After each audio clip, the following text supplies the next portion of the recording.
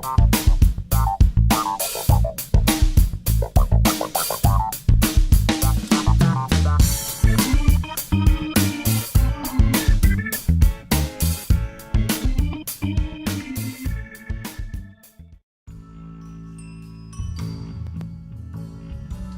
YouTube, welcome back to my channel. This is Canadian Retro. I have another pickups video for you here. I just can't avoid going out and getting stuff these days. It's just keeping me kind of going, and I wasn't really planning on it, and then I kind of think about it and I'm like, I'll stop in here, I'll go take a look around, and I end up finding stuff, so I keep picking it up. The first thing that I picked up, actually, we were coming back from swimming lessons with my son, and we always stop at this Value Village when we do that because it's right by where he swims. And we went in there and I was looking around, and again, the prices there have just gone completely out of whack. I've mentioned it in numerous times, I think, at this point. It's getting kind of disappointing, but if you take a really close look around, you usually can find something there that's worth picking up. I saw two SNES games sitting there. One of them was, I'm trying to remember. One of them was a racing game. I can't exactly remember. I think it might have been Al Unser's Racing or something like that it was called. I'll fix it up here. I'll tell you what the actual title of it was. And also there was another game in there as well, which was a movie-based game for the Flintstones. So I think it was the Flintstones the movie SNES game. And those two games are basically worth about $2, I think. Like, really, if you were to pick them up, you should be picking them up for no more than $3, maybe even $4. If they were at like $3.99, I probably would have been tempted to pick them up. But they had them priced for $9.99 each, which is just really out of whack. I mean, that's 3 times really the value of those games. So I don't know where they're getting their prices on their retro stuff, but it seems like the more retro stuff is getting really jacked up in price. So basically, like, their Genesis stuff, their SNES stuff, all the stuff that I really want to get my hands on, they seem to be pumping up the price a lot. So I haven't been able to pick up a whole lot of stuff. I had to leave those behind, and I really wanted to pick them up because I don't have them in my collection, but I wasn't really willing to fork out that kind of cash for those titles. It's just really not worth it. I mean, I could probably get it on eBay with shipping cheaper than that, so I didn't even bother considering those ones. At the same time, I took a look at, where they usually have their GameCube, PS2, Xbox, that kind of stuff, games, and I found a title to pick up, which I have. It's a multi-platform game, so I do have it on other systems, but I didn't have it on this one, and it's Prince of Persia: The Sands of Time. And you can see there I paid $2 for that one. Unfortunately, it's not complete, but the disc is in pretty decent shape. It's not too bad at all, and I don't usually find too many GameCube titles out there, and if I do, they're usually sports ones. So to find a GameCube game out there, it's pretty good. So I'm happy to pick up Prince of Persia for $2. That was a good deal. Usually when we go in there, my wife kind of goes one direction, I go the other direction. Into the store kind of thing, because she wants to go look at the books, and I'm sort of beelining it toward their video game stuff.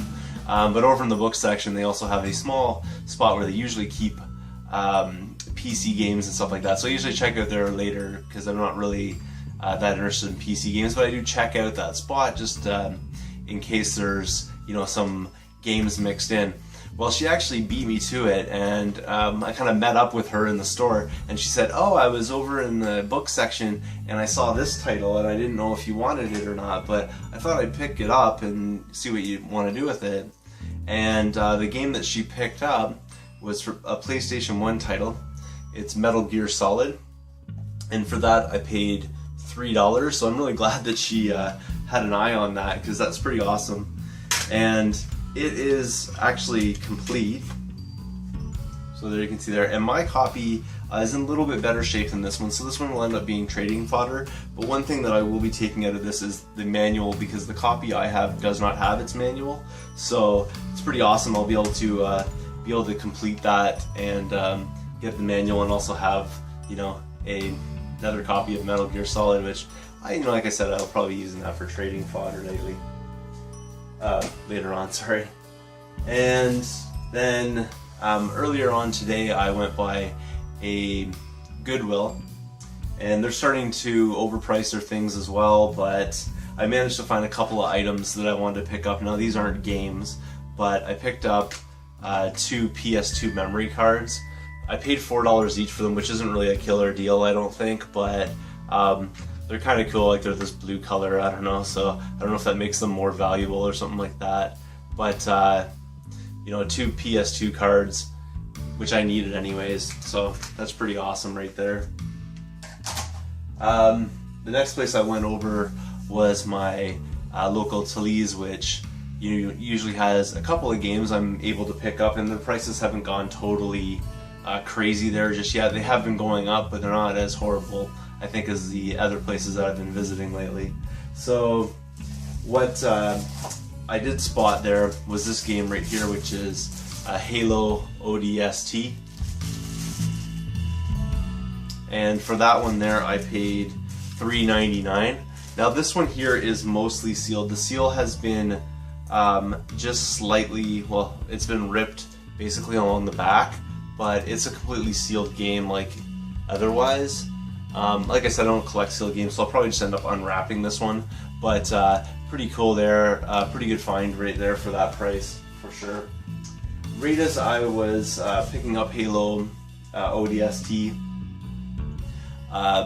someone was stocking the shelves, and she just happened to come by. She had some sort of like Game Wave kind of game in her hand, and she had 2 other titles. One of them was a Wii title that I wasn't really interested in. It was like a dancing type game or whatever.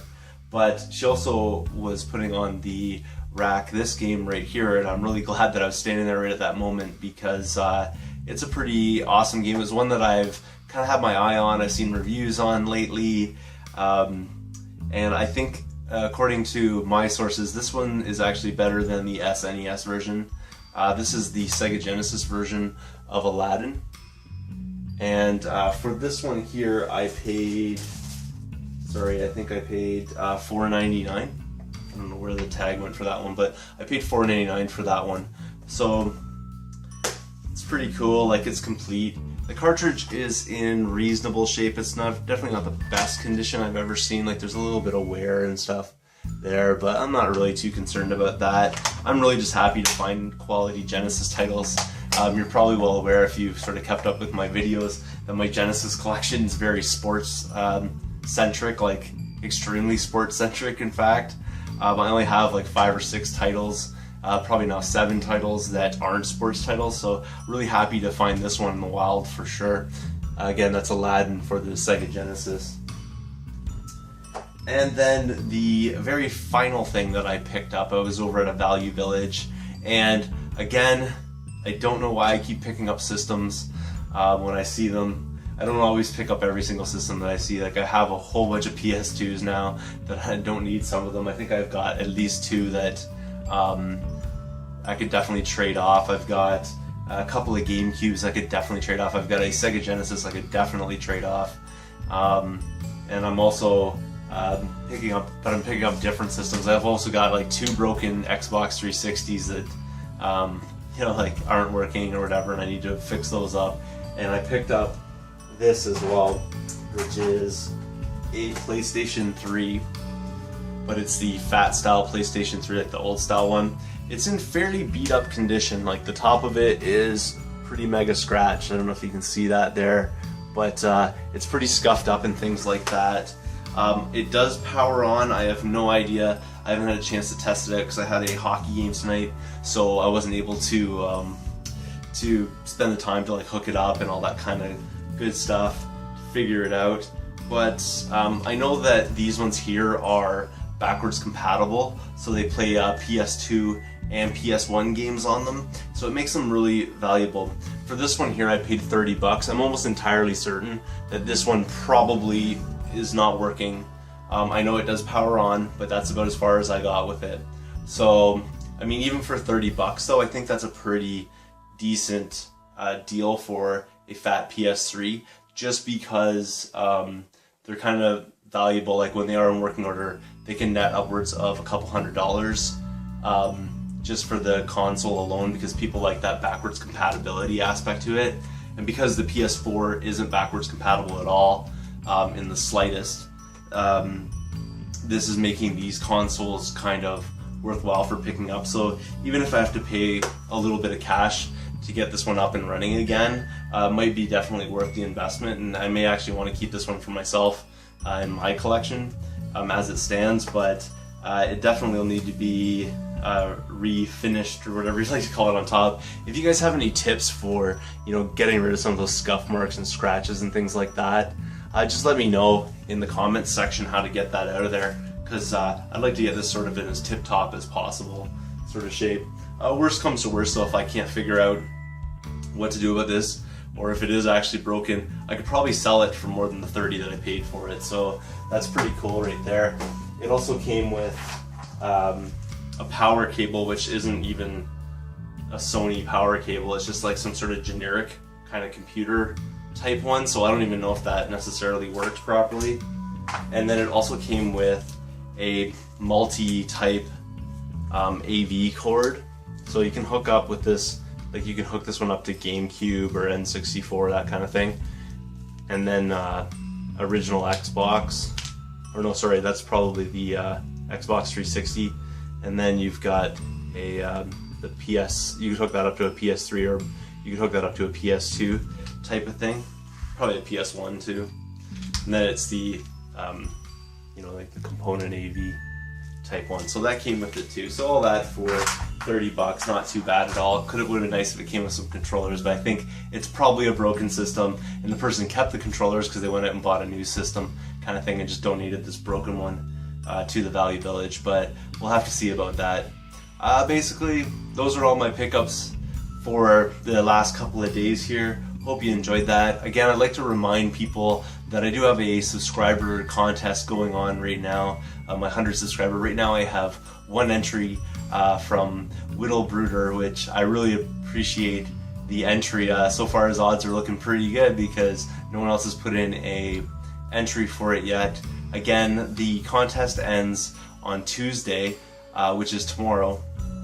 By the time you see this video, it's probably going to be that day anyways, but it ends at midnight, and again I'll put the proper date up there for you so you'll know when that ends, but it'll end at midnight on Tuesday, so if you can get a video in there, please do. Again, thank you so much for watching. If you haven't subscribed yet, please do that as well. Thumbs up this video, and I will see you all later.